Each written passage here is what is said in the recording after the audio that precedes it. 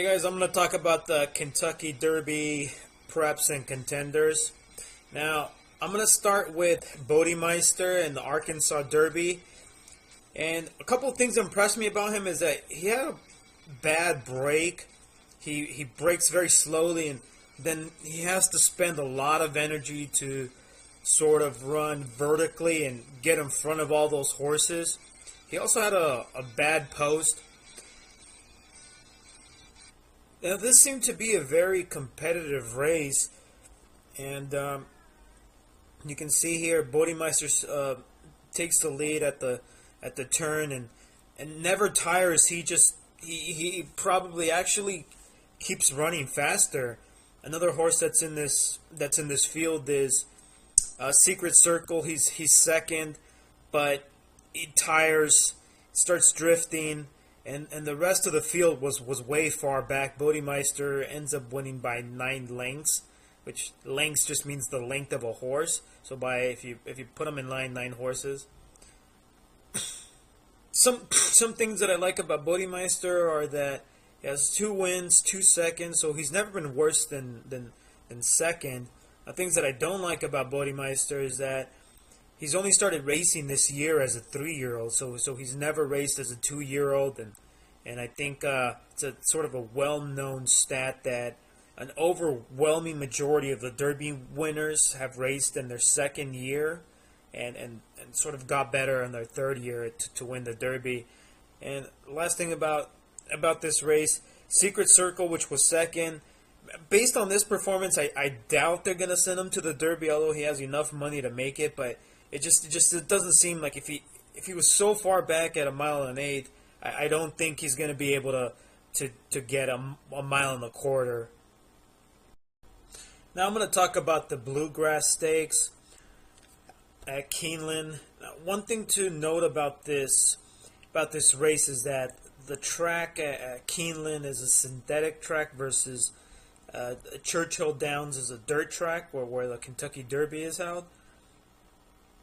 I think 2 very legitimate contenders for the Kentucky Derby are Hansen, which is the number 4 horse here. He's a white horse in the lead, and Dullaham, which is the number 6 horse. He's third last in this race, and Dullaham's record is getting to be very impressive. He has 2 Grade 1 wins, including this one, which are Grade 1 wins are the top races. Then the Grade 2, Grade 3, ungraded stake races, and then it goes down from there. So Dullaham's record is pretty impressive. Now, he was a little inconsistent in the beginning of this 2-year-old campaign, but it looks like he's getting better. Now, he was 4th to Hansen, Union Rags, and Creative Cause in the Breeders' Cup Juvenile at Churchill Downs. So it tells me that these are 3 of the top regarded horses, so it kind of tells me that he's up there. Now, I like that also Kent Desourmoux riding him for the Derby, and Kent Desourmoux is another jockey that's also won 3 Kentucky Derbies, so he's kind of this jockey that's not really talked about very much, but he obviously knows how to win the Derby.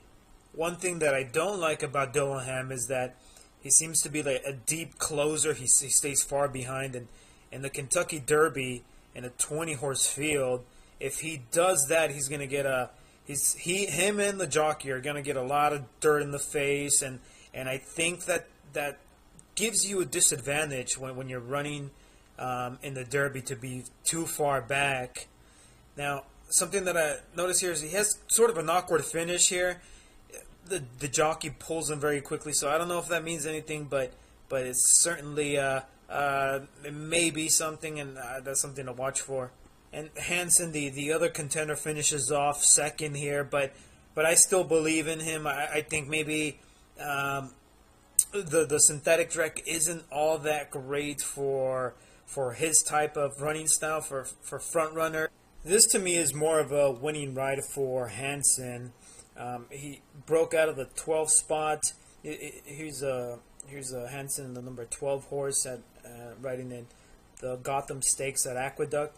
So it looks like they rated this horse a little bit, meaning that they changed the way that they normally race him. He he went to the front, but he didn't take the lead. He sort of stayed there in second or third position. This is the way that I think he can win at Churchill Downs. Now Hansen already has 6 races already. 4 of those were wins, 2 seconds. So he's never been worse than second. And I know a lot of people are going to give up on Hansen because he was second to Dullaham in the Bluegrass Stakes and at a mile distance of a mile and 8 in an 8. So they're going to say, okay, well, if he can't get the mile and an 8, he's definitely not going to be able to get the mile and a quarter. So, but I'm not giving up on Hansen, especially if Ramon Dominguez stays aboard of this horse now. Ramon Dominguez is top 3 jockeys in the country. So, and this race was the most impressive that I've seen Hansen run this year. He wins by a couple of lengths and leaves the rest really far behind. This is Union Rags running in the Fountain of Youth Stakes at Gulfstream Park. He's the number 7 horse, and he runs in about a 3rd, 4th position for most of this race. Some of the things that I like about Union Rags are that he's had 6 starts, he has 4 wins, a 2nd and a 3rd. He's also raced at Churchill Downs, where he was second to Hansen at the Breeders' Cup Juvenile, and you know, he probably should have won that race. He's probably going to be one of the favorites for the Kentucky Derby. Now, he may be a little bit overhyped, and with that also comes low odds at the Derby. He may be something like 5-1, 6-1, and he really should. The fair odds for him should be more like 10-1. The lower the odds, the more likely a horse is to win, or the more favored he is to win. And the higher the odds, the least likely the horse is to win. And it also reflects how people are betting the horses. But I think this is a winning ride for Union Rag, sort of stalking the pace and then turning for home, just taking over. I've sort of taken a look at the last few Kentucky Derbies, and it seems like this is a common type of winning ride. It's very difficult to stay far behind and sort of go around so many horses or weave through horses. It's a tough thing to do. This is the Florida Derby at Gulfstream Park. This is the most interesting Derby prep for me because it has so many contenders. As Take Charge Indy, which is the number 3 horse here, as Reveron, which is the number 9 horse in second position.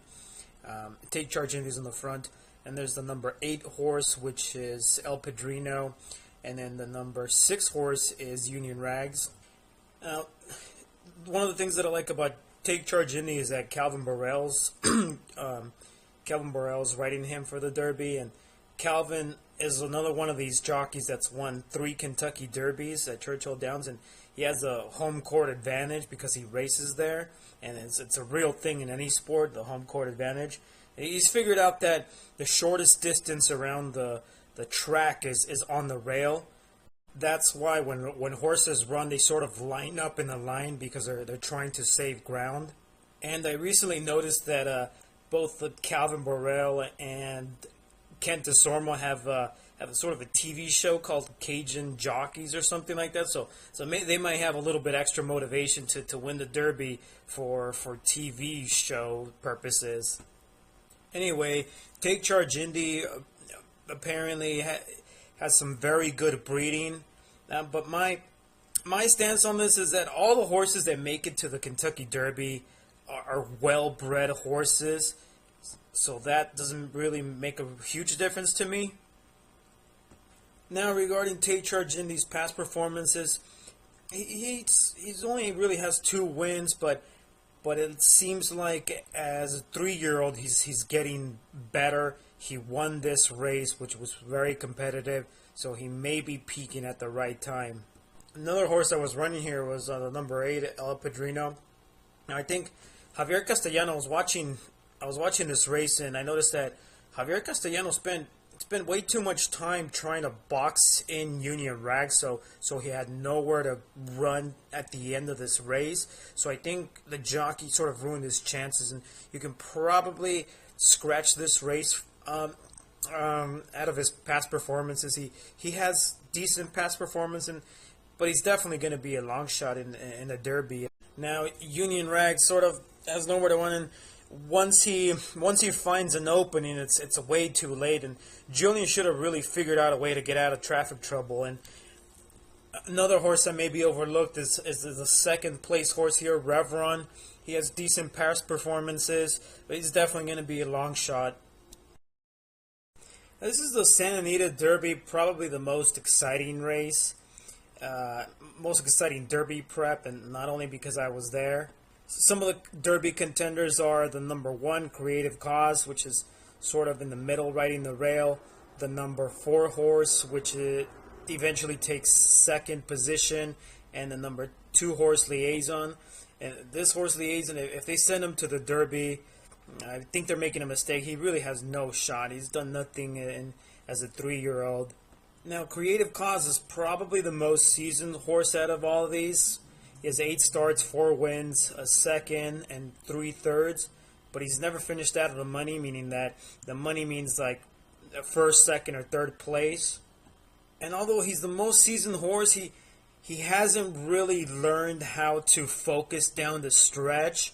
They took the blinkers off, and blinkers are basically, if you can think about it, it's sort of like a mask that makes the horses narrow their sight forward in front of them, if that makes any sense. So it makes them focus forward. So they took the blinkers off, and down the stretch he was looking around everywhere. He was eyeballing, I'll have another, and that's probably why that probably made the difference between winning or losing. I've kind of noticed too that when Creative Cause is in between horses, or he has horses around him, he'll get really distracted. So the only way for him to win, I think, the Kentucky Derby is to go on the outside and sort of have less of a distraction. I'll have another, and eventually wins this race. He has pretty decent past performances. He has 5 starts, 3 wins, a second and a sixth. So eventually he does win the Santa Anita Derby at a very fast time. So he's definitely a contender. I have a little bit of a question regarding the jockey, Mario Gutierrez. He seemed to sort of come out of nowhere, so I think I'm not sure if he's the type of jockey that's gonna be able to perform at a biggest race in the country. This is the Wood Memorial Aqueduct. 2 real contenders for the Derby are the number 1 horse, Alpha, and the number 6 horse, Gemologist. Now, something happens here to Alpha where he gets squeezed really badly, and he sort of gets shuffled back. And what I notice is that most horses that this happens to them, they're done for the race. They don't even want to run the rest of the race. So, but Alpha kept fighting. Eventually, found himself in 4th position here, and fights to the end, and eventually gets 2nd place. Now he's a contender. Now the other horse that's running here is Gemologist, and this guy is undefeated. He's had 5 races and 5 wins. I think he's the only horse that's undefeated that's going to the Derby. Now you would think he would be the favorite, but once you take a closer look at his past performances, he's won a maiden special weight, an optional claimer, grade 2, an allowance race, which are some of the lower tiered races. But he does grind out a win here. He holds on. Alpha was coming, and he holds on to win this race. So this is the UAE Derby in Dubai at the Maiden track. And I think this is the last horse that has a legitimate shot. His name is Daddy Longlegs. He takes over the lead. I'm just showing the end of the race here. The only real problem with him is that his past performances say that he's more of a turf horse or synthetic wool horse, and also those European horses don't really have a good track record running at Churchill Downs. So now I'm running out of time, so I'm just gonna go over briefly the last few horses that'll probably be in the Derby. They're really long shots, but Went Today Well, long shot. Daddy Knows Best, Mark Valesky, Done Talking, Saber Cat, Perspective, Rousing Sermon. Don't really give him much of a chance, but this completes this video.